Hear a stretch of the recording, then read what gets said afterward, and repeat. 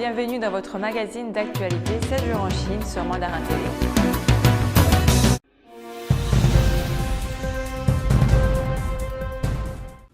Le ministre chinois du Commerce Zhong Sang a rencontré le gouverneur californien Jerry Brown dans le but de renforcer leurs relations dans de nombreux domaines clés. Le ministre Zhong a expliqué qu'il aimerait maintenir une communication étroite avec la Californie, alors que le gouverneur Brown a déclaré qu'il souhaiterait approfondir la coopération dans des domaines tels que le changement climatique, l'énergie propre, leurs infrastructures et le commerce.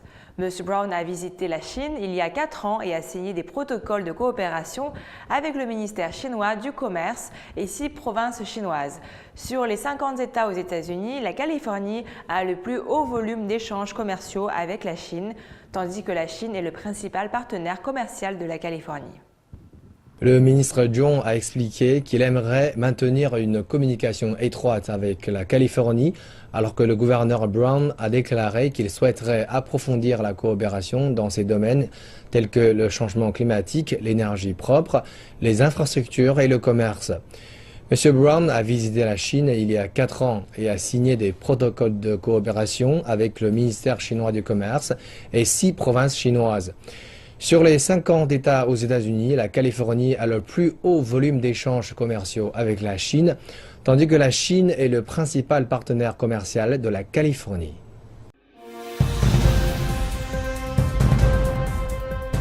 Le yuan a continué à s'apprécier face au dollar américain. Les analystes s'attendaient à ce que la valeur de la devise chinoise continue à augmenter par rapport au dollar, car le RMB s'adapte à l'évolution de l'environnement économique et financier mondial, bien que les liquidités soient encore volatiles sur l'ensemble du globe. La Banque populaire de Chine a fixé son orientation du marché pour le renminbi aujourd'hui à un sommet de près de 7 mois à 6,7935. La semaine dernière a été la meilleure du yuan depuis février 2016, alors que la devise s'était renforcée de façon continuelle autant en Chine que sur les marchés étrangers. Cette tendance à la hausse pour le yuan à l'étranger s'est observée à partir du milieu du mois de mai, en hausse de quelques 1500 points de base jusqu'à la fin du mois face au billet vert. La Banque populaire de Chine a introduit un nouveau mécanisme anticyclique. Le mécanisme est conçu pour abaisser l'influence du prix de clôture de la journée précédente sur le réglage du taux de référence quotidien du yuan. Pendant ce temps, le renminbi avait également connu un renforcement spectaculaire par rapport au dollar dans les semaines précédentes. Compte tenu des récents signaux positifs de l'économie, les experts disent que le yuan chinois sera stabilisé au niveau actuel en raison du nouveau mécanisme, au moins dans les mois qui suivent. Il est facile de voir que le RMB va rester stable à son niveau actuel à 6,8. Dans ce contexte, 6,8 est concevable puisque nous avons une économie encore en bonne santé et en pleine croissance. Nous ne trouvons pas ici un scénario d'effondrement. Nous avons encore 3 000 milliards de réserves étrangères. Nous constatons également que les exportations se sont rétablies. Tout cela aide la devise chinoise à devenir de plus en plus stable. Lundi a marqué la journée mondiale de l'environnement et une façon de protéger l'environnement est de réduire les déchets. Depuis maintenant 20 ans, la Chine encourage le recyclage dans les grandes villes, mais sans grand résultat. En déployant les efforts au niveau national, les résultats pourraient être meilleurs. Faire le tri des déchets quotidiens n'est pas quelque chose de nouveau pour Gui Shumei, une résidente de Shanghai. Elle a commencé à le faire il y a 6 ans, après qu'il y a eu une campagne de sensibilisation dans son quartier. Au début, c'était un peu difficile de s'habituer à trier les déchets, mais maintenant, c'est devenu une habitude pour moi que de faire le triage en 4 catégories avant de jeter les ordures. Et c'est un bon exercice qu'elle transmet au reste de sa famille. Tout le monde dans ma famille sait comment répartir les déchets. Même ma petite fille corrige l'erreur. 8 grandes villes dont Shanghai ont introduit il y a 20 ans le projet pilote de triage des déchets. Mais des gens comme Gui Shumei sont une espèce rare alors que le projet n'a jamais vraiment décollé auprès de la population. L'année dernière, des villes chinoises ont récolté plus de 200 millions de tonnes d'ordures domestiques. Et il est évident que la plupart d'entre elles, même les recyclables, se sont retrouvées à la décharge. Mais les choses s'améliorent. Au mois de mars, le Conseil des affaires d'État a émis le projet de rendre obligatoire le triage des déchets d'ici 2020 dans 46 villes. 200 milliards de yuan seront investis dans ce projet afin d'atteindre l'objectif qui vise à recycler 35% des ordures ménagères. Mais comment les grandes villes envisagent-elles de réussir avec un tel projet? La clé est dans l'éducation. Nous devons le faire dès maintenant, en particulier dans les grandes villes comme Beijing et Shanghai.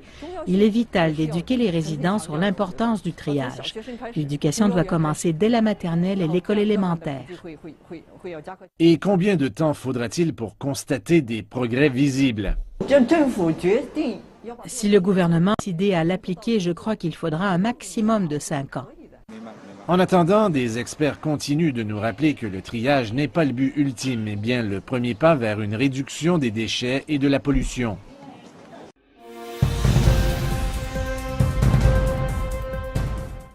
Un chiffre inquiétant, la moitié de la population chinoise devrait être myope d'ici 2020 en raison de la pression scolaire et l'utilisation d'appareils numériques. Reportage.